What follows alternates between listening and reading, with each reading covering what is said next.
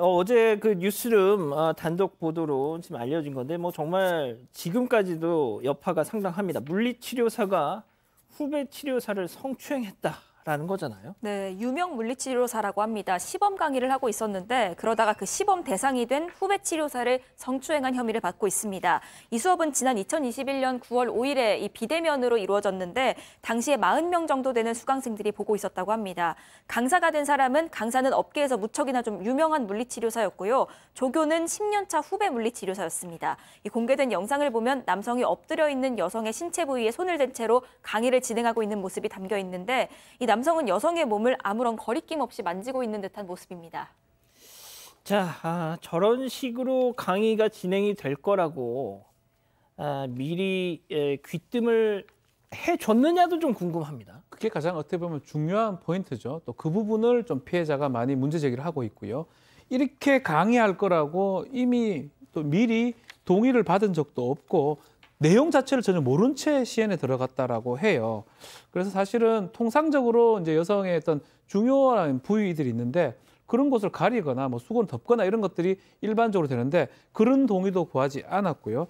특히 이제 아무 상관없는데 여기 만질 필요가 없는데 거기를 좀 만지기도 하고 그런 게 이제 이 피해자 입장에서는 좀 불편했다고 합니다. 마지막 정도의 이제 중간부터 좀 심해졌다가 마지막에는 가슴에 손을 치기도 하고 이런 대범한 행동을 해서 상당히 좀 불쾌했다라고 얘기를 하고 있습니다. 그 애초에 저 시범을 보이는 사람이 저 강사가 남자 조수보다는 여자 조수를 원한다.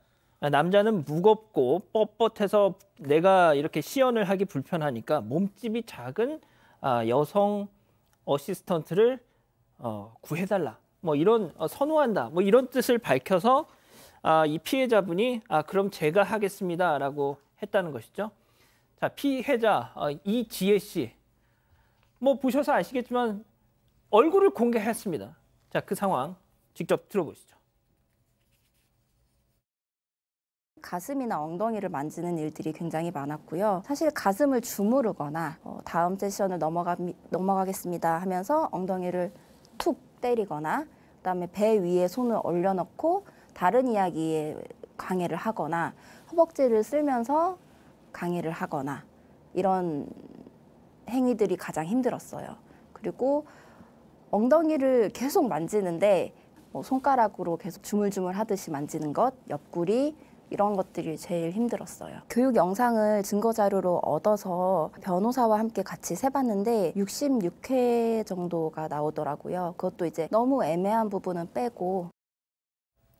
자, 어떤 분들은 그러십니다. 아니 그러면은 진짜 이건 선을 넘었다라는 생각이 들었을 때 왜 그 자리에서 바로 항의를 하거나 그러지 못했느냐. 그 당시에 바로 항의하거나 하지를 못했는데 내용이 있습니다. 왜냐하면 당시에 그 수업 참여가 40명 정도가 보고 있었어요. 그런데 이게 치료 시연이지 않습니까? 망치될까 봐 두려웠는데 무엇보다도 싫은 티를 낸다고 한다면 시험 과정이 망치게 되고 시험 과정이 망치게 되면 수업이 망치게 되는 거 아닙니까? 근데 이 여성분은 사실은 소아치료사로서 계속 일을 할 것 같은데 이게 불이익이 생겼다고 생각하는 거예요. 그리고 또 그 시연자의 신기를 망치게 되면은 건드리게 되면 얼마나 앞으로 어려울까 이런 생각 때문에 함부로 못했고 또 사실은 여성이기 때문에 신기를 건드리면 나중에 보복당할지도 모르기 때문에 무서웠던 거죠. 실제로 저 시연을 보이고 있는 저 남자 강사가 저 업계에서 상당히 좀 영향력이 있는 사람이라고 합니다. 자, 문제는 심적인 고통 이후에 좀 정신적인 충격이 좀 있다는 거 아닙니까? 저 피해자께서. 네, 그렇습니다. 이제 맨 처음에는 이제 불안하고 잠이 좀 안 오는 것 같았는데 이제 일을 하다 보니까 자꾸만 나한테 잘못을 안 한 사람한테까지 너무 화가 나는 거예요. 그래서 내가 왜 이렇게 화가 날까라고 생각하다 보니까 이때 이 충격이 나한테 있구나라고 생각이 들고 또 꿈을 자꾸 꾸는 거예요. 그날의 꿈을. 그래서 이제 정말 생활하기가 어렵다라는 생각이 들어서 이제 휴직까지 했고요. 심리상담센터 가서 상담도 하고 정신과에 가서 약도 먹고 그랬으나 뭐 불면증이 외상후 스트레스 장애까지 나아가고 우울증까지 되고 이렇게 약을 먹어도 나아지지가 않았다고 합니다.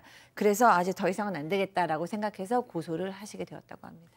자, 그러면 여기서 첫 번째 사건 체크포인트 짚어보죠.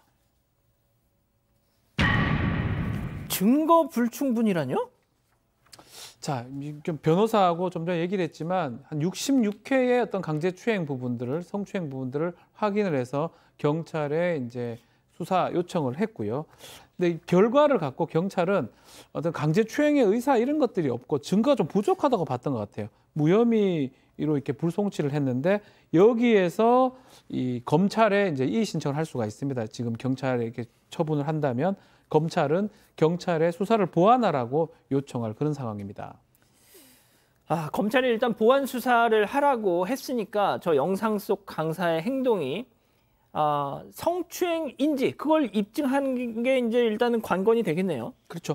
강제추행죄라는 거는 뭐 추행할 의도로 이제 접촉을 해가지고 뭐 이렇게 했을 때 강제추행이 성립하는데 과연 이 영상에 이 피의자, 이 건에서 피의자입니다. 이 해당 강사가 그렇게 그런 의도를 갖고 있었는지 이게 추단할 수 있는지 이런 부분이 가장 중요합니다. 아마 경찰에서는 그냥 시연하는 과정에서 했고 그런 어떤 의사를 보기는 어렵다라고 하는데 만약 그런 의사가 있을 만한 어떤 행위가 있다 그러면 다시 이제 혐의가 있는 걸로 송치될 가능성도 있습니다. 자, 일단 말이죠. 저는 이 사건을 원래 피해자분이 지난 4월 13일에 벌써 한 달도 더 전에 이 물리치료사분들 커뮤니티에 이 글을 올렸습니다. 그 동영상과 함께.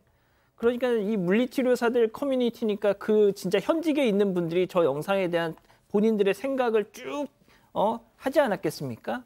자, 일단 일반인이 보는 관점, 일단 보신 분들은 대부분이 이건 좀 이상하다라고 느끼셨을 텐데 진짜 이 물리치료 현업에 종사하시는 분들이 어떻게 생각하시는지 그게 중요하겠죠. 자, 그건 저희가 마지막에 설명을 해드리겠고, 자, 그렇다면 팀장님, 해당 물리치료사의 입장은 지금 나왔습니까? 해당 물리치료사는 뭐라고 하냐면 이 씨가 상처 받은 부분에 대해서만큼은 도의적인 책임을 느낀다고 했어요. 이 사람은 지금 책임을 느끼고 있는 건데 결과적으로 이겁니다. 수사기관의 판단을 기다리겠다. 그러니까 도의적인 책임을 느끼는데 법적 책임은 안 진다는 얘기랑 똑같은 얘기거든요. 좀 더 두고 봐야 될 것 같습니다. 자, 이지혜 씨는요, 저희 JTBC에 얼굴을 공개하셨잖아요. 그렇게 해야 이게 그나마 수면 위로 올라와서 논란이 될 수 있다라는 생각이 들어서 그런 결정을 하셨다는 겁니다. 직접 한번 들어보시죠. 물리치료사들도 경각심을 가지고 좀 성인지 감수성을 키워야 할 필요가 있다고 생각이 듭니다. 그래야 우리가 환자들을 대할 때도 더 당당하게 환자들을 치료할 수 있을 것이며 우리가 서로 교육을 할 때도 안전한 환경을 조성해서 교육을 할 수 있다고 생각을 해요. 자, 제가 말씀드렸다시피 현직 물리치료사분들, 그분들은 딱 보면 알 거 아닙니까? 네, 일단 JTBC 보도 나간 뒤에 그 기사 댓글에도 현직 치료사라는 분들이 많이 좀 댓글을 남겨주셨는데요. 일단 한 네티즌은 같은 치료사지만 이해할 수 없고 용납할 수 없는 신체적 접촉이다. 이렇게 단적으로 말을 했습니다. 또 현장에서 은퇴한 물리치료사라고 밝힌 한 네티즌은요. 부끄럽고 죄송스러운 마음이다. 원래 신체 접촉이 많은 직업이기 때문에 오해를 사지 않도록 더 수건으로 이렇게 가리고 만진다든가 이런 식으로 다른 방법을 취하는데 이건 아무리 봐도 이상하다. 이런 의견을 남겨주셨습니다. 또 물리치료사 카페에서도 보면 저렇게까지 만지는 것은 성추행이 맞는 것 같다는 것이 중론이었는데요. 명백한 성추행이고 부득이하게 민감 부위에 손을 대야 할 때는 동의를 구하거나 수건을 덮는다는 의견이 있었습니다. 또 환자들에게는 위치 바꾸라고 하면 잘 못 알아듣기 때문에 이렇게 터치를 하는 경우가 있지만 같은 치료사끼리는 말로 해도 다 알아듣기 때문에 굳이 저렇게까지 할 필요가 없다. 이런 의견들이 많았습니다. 저는 이제 지금 이자연 기자가 설명해준 현직분들의 그 의견 중에 마지막 얘기. 그러니까 아무래도 일반인들이야 몸을 좀 어떻게 좀 해주세요 그러면은 잘 못 알아듣지 않습니까? 그러면 당연히 이분들이 뭐 접촉을 하면서 이렇게 자세를 교정해 주는 수밖에 없죠. 자, 하지만 같은 업종에 계신 같은 치료사분들이야 다들 선수인데 박 변호사님. 네. 말로 자 이번엔 이 자세로 해봅시다. 그럼 말로 해도 다 이게 그 부분이 이제 가장 문제인 거죠, 사실은.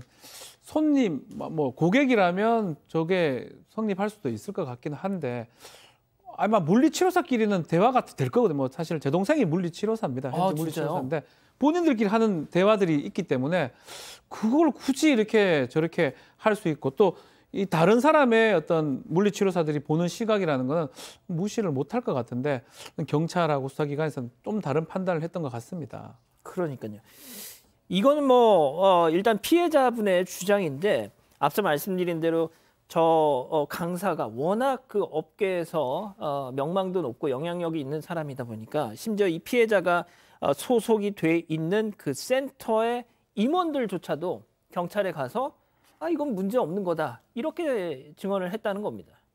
그러니까 당연히 경찰에서도 이건 증거 불충분 같다라고 판단을 했던 모양이죠. 자, 일단 뭐 계속 수사 결과 기다려 보겠습니다. 이렇게 정리하고요. 사건의 진실을 추적하고 싶다는 사반 가족분의 사연인데요. 궁금하시다면 사건반장 유튜브 채널을 구독해 주세요.